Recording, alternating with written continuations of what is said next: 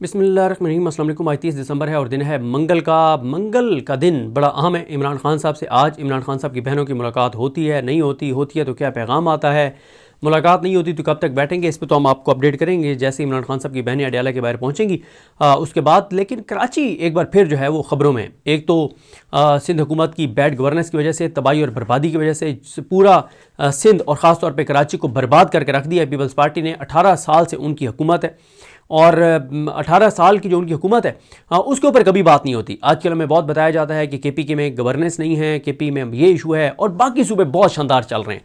और हालात ये हैं कि मामाओं की गोदें उजड़ रही हैं, बच्चे गटर में गिर के और जान से जा रहे हैं और कोई अकाउंटेबिलिटी नहीं है।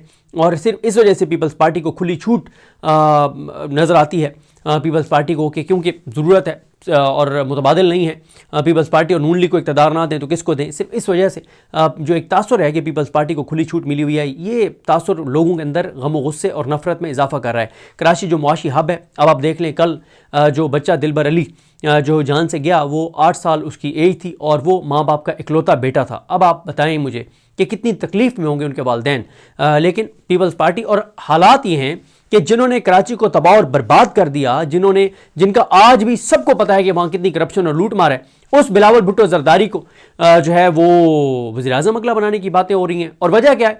वजह है कि शहबाज शरीफ, मरियम, बिलावल, उनमें से ज़्यादा ताबेदारी कौन दिखाता है। और हालात आपने देख लिए कि बेनज़ीर भुट्टो की बरसी के ऊपर आसिफ अली जरदारी ने और बिलावल ने बाप बेटे का मुकाबला था, बाप बेटे का शहबाज शरीफ से मुकाबला था, बाप बेटे का शहबाज शरीफ की भतीजी से मुकाबला था, नवाज शरीफ से मुकाबला था। इस वक्त इस बात में मुकाबले लगे हुए हैं कि कौन ज़्यादा ताबेदार है, कौन ज़्यादा खुशामद करता है। इसलिए नहीं कि पाकिस्तान के लिए कौन बेहतर है, डिलीवर कौन बेहतर कर सकता है, गवर्नेंस में कौन डिलीवर कर सकता है, करप्ट कौन नहीं है, अवाम ने किसको चुना है, नहीं, बस ताबेदार कौन है, सर झुका के नौकरी कौन कर सकता है। ये इस वक्त पाकिस्तान के अंदर बदकिस्मती से क्राइटेरिया है। तो अब आप ज़रा इमेजिन करें कि अल्लाह ना करे, अल्लाह ना करे, अल्लाह ना करे, यही वाक़या केपी में हुआ होता, जो वाक़या अभी हुआ है कल कराची में, तो इस वक्त टीवी चैनल्स के ऊपर कोहराम बरपा होता और इधर से टिकर्स आ रहे होते लिखे लिखा है इधर से, और बगैर फॉरवर्डेड एज रिसीव की तरह जो है ना वो चल रहे होते टीवी चैनल्स के ऊपर। कोई कॉमा फुल स्टॉप भी चेंज ना करता, एक गलती होती तो सारे चैनलों पे वही इमला की गलती चल रही होती, यानी लफ्ज़ भी चेंज करने की जरूरत नहीं करते टीवी चैनल्स जब टिकर्स इधर उधर से आते हैं। तो बहरहाल जी अफसोसनाक है। दूसरा, सोहेल अफरीदी की वजह से कराची डिस्कस हो रहा है। वहाँ पे हलीम आदिल शेख साहब ने एक्टिविटी ऑलरेडी शुरू की हुई है। आलमगीर ख़ान का भी आपने बयान सुना।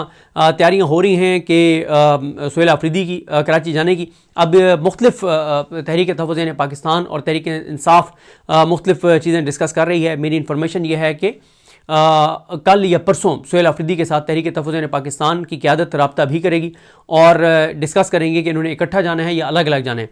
और मैंने चेक किया है तहरीक इंसाफ के लोगों से कि मैंने कहा जी क्या आप प्लान कर रहे हैं कि कराची किस तरह से जाएंगे, बाय एयर जाएंगे, बाय रोड जाएंगे। तो उसमें उन्होंने कहा एक तो राय ये है कि यहाँ से वो निकले इस्लामाबाद से, पहले वो फैसलाबाद जाएँ, फैसलाबाद से मुल्तान, मुल्तान से रहीम यार ख़ान और रहीम यार ख़ान से फिर बाय रोड वो कराची जाएँ और एक हफ़्ते का उनका प्लान हो और फिर कराची से वो बाय एयर जो है वो वापस आ जाएं।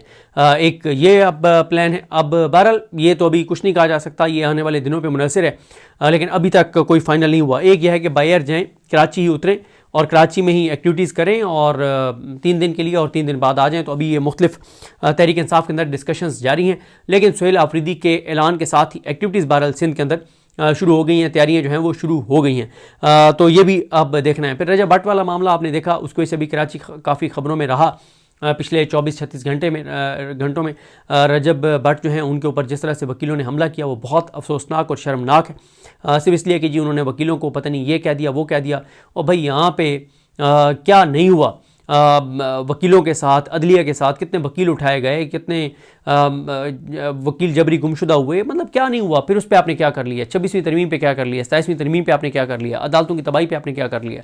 तो बहरहाल वो एक शर्मनाक वाक़या था जिस पे मियां अली इशफाक साहब ने सिंध बार कौंसिल को एप्लीकेशन दे दी है और जो सिटी कोर्ट के एरिया का थाना है उनको भी जो है वो एप्लीकेशन दे दी है।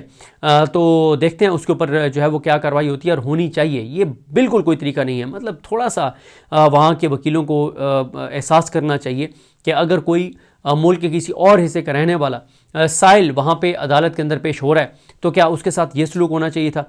अगर آپ کو یہ لگتا ہے کہ انہوں نے غلط کیا ہے، اس کا ایک اور بھی طریقہ تھا، آپ جا کے ان کو انوائٹ کرتے اور ان کو آپ بلاتے، چائے پلاتے اور کہتے کہ جی ہم آپ کے سامنے پروٹیسٹ ریکارڈ کروانا چاہتے ہیں، آپ نے زیادتی کی ہے، آپ کو یہ الفاظ نہیں کہنے چاہیے تھے، وہ ہو سکتا ہے اس کے اوپر اپنی کلیریفیکیشن دے دیتے، اپنے الفاظ واپس لے لیتے، معذرت کر لیتے. لیکن بہرحال یہ کوئی اچھا، یہ انہوں نے پنجاب حکومت والا کام کیا ہے، جیسے پنجاب حکومت نے کے پی سے آنے والے مہمانوں کے ساتھ کیا ہے، وہی کراچی کے وکلا نے جو یہ حملہ کرنے والے تھے انہوں نے ملک کے کسی اور حصے سے جانے والے ایک سائل کے ساتھ یہ کیا ہے، جو کہ بہت ہی افسوسناک اور شرمناک ہے.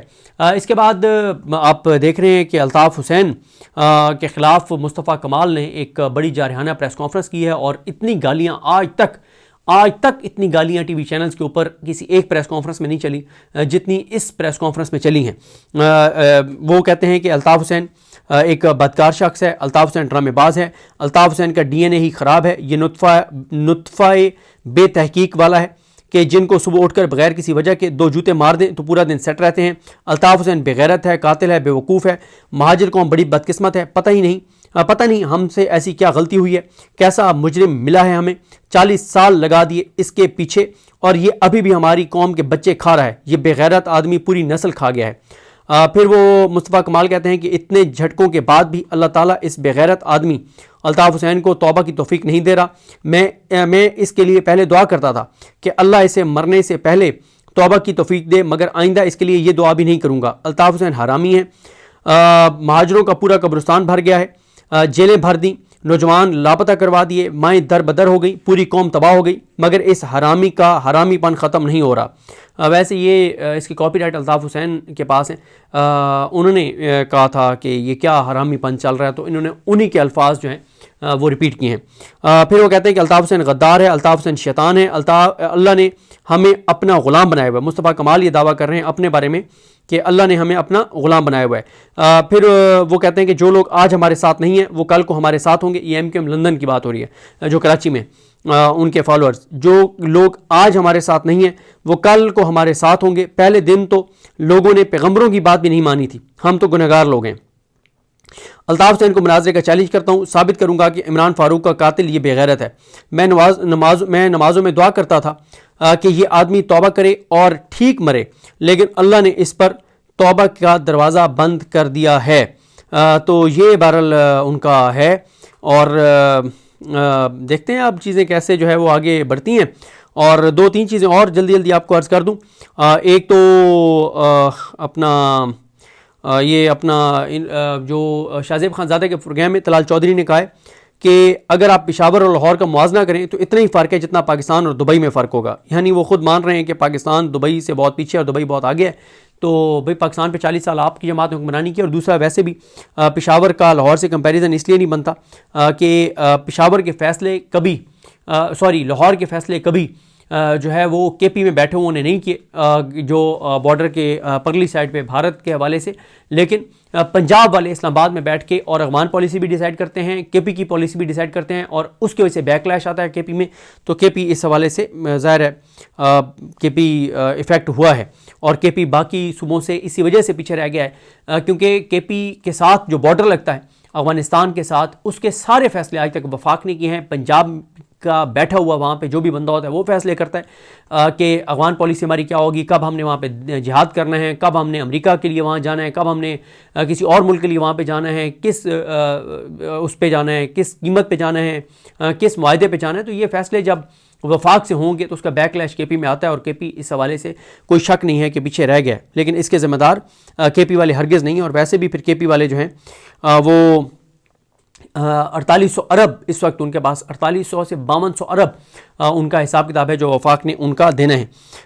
منیر فاروق کہتے ہیں کہ اگلے 2 سے 3 مہینوں میں جی ایچ کو حملہ کیس میں عمران خان کو سزا ہو جائے گی. اس پہ ہمارے دوست رضوان غلزئی کہتے ہیں کہ منیر فاروق صاحب ہائیبریڈ رجیم کے غیر اعلانیہ ترجمان سمجھے جاتے ہیں. وہ جو بات آج کر رہے ہیں اگلے 2 سے 3 مہینوں میں عدالتوں سے وہی فیصلے آئیں گے. اس کے بعد یہ دعویٰ کہ ہمارا سیاست سے کوئی تعلق نہیں بالکل بے معنی ہو جاتا ہے.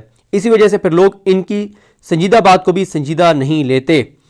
تو بہرحال ایک اور آخری بات، حسن ایوب صاحب وہ بھی ایک اسپوکس پرسن ہے اس وقت جو ریاست پاکستان ہے اس کے، وہ کہتے ہیں کہ 1.5 سال میں زر مبادلہ کے ذخائر $60 ارب تک چلے جائیں گے، اور یہ جناب انہوں نے کہا ہے کہ فیلڈ مارشل جو ہیں وہ مکمل تعاون کریں گے. وزیر اعظم اور معاشی ٹیم کو بھی بتا دیا گیا.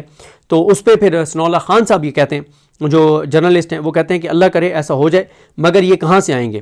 ایکسپورٹ مسلسل گر رہی ہے, انویسٹمنٹ ہو نہیں رہی. اس وقت جو زر مبادلہ ہے اس میں چین, سعودی عرب اور یو اے ای کے 12 ارب ڈالر سے زائد ڈپازٹ ہیں جو واپس بھی کرنے ہیں. تو پھر بھائی اتنے ڈالر کہاں سے آئیں گے؟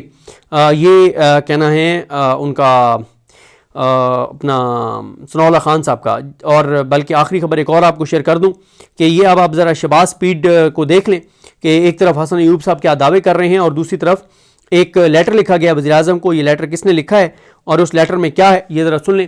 یہ مشتاق گھمن صاحب کی خبر ہے. پاکستان ٹیکسٹائل کونسل نے وزیر اعظم شہباز شریف سے پرزور مطالبہ کیا ہے کہ ملک میں ایکسپورٹ ایمرجنسی نافذ کی جائے اور ٹیکسٹائل شعبے کے دیرینہ مسائل حل کیے جائیں. کونسل نے خبردار کیا ہے کہ برآمدی مسابقت میں مسلسل کمی, بڑھتی ہوئی لاگت, ٹیکسز کے نظام میں بگاڑ اور توانائی کی قیمتوں میں عدم توازن نے برآمد کنندگان ایکسپورٹرز کو تباہی کے دہانے پر پہنچا دیا ہے.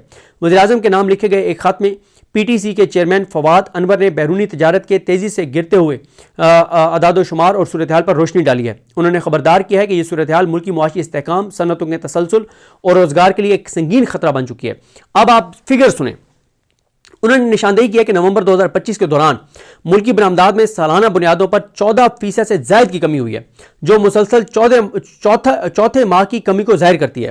مالی سال 2026 کے پہلے 6 ماہ یعنی جولائی تا نومبر کے دوران پہلے 5 ماہ جولائی تا نومبر کے دوران برآمدات گزشتہ سال کے 13.7 ارب ڈالر کے مقابلے میں کم ہو کر 12.8 ارب ڈالر رہ گئی ہیں. یعنی پچھلے جو 5 ماہ تھے مالی سال کے اس کے مقابلے میں اس سال ایکسپورٹس گر گئی ہیں, جبکہ درآمدات بڑھ کر 28 ارب ڈالر سے تجاوز کر گئی ہیں.